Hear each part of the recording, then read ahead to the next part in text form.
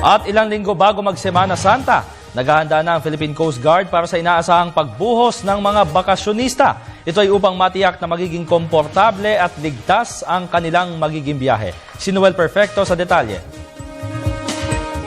Handang-handa ng Philippine Coast Guard sa pagdagsa ng mga magsisiuwiang pasahero sa mga puerto sa nalalapit na Semana Santa. Dahil dito, iniutos ni Vice Admiral Rodolfo Izorena, Commander ng Philippine Coast Guard, ang mahigpit na magpapatupad ng mandatory pre-departure inspection ng mga tauhan nito sa mga pasahero magbabakasyon at mag-uuwian sa kanilang mga probinsya. Layunin ng nasabing direktiba ay para maiwasan ang overloading ng mga pasahero ng vessels at matiyak ang mga barko ay ligtas bago pa man ito pumalaot.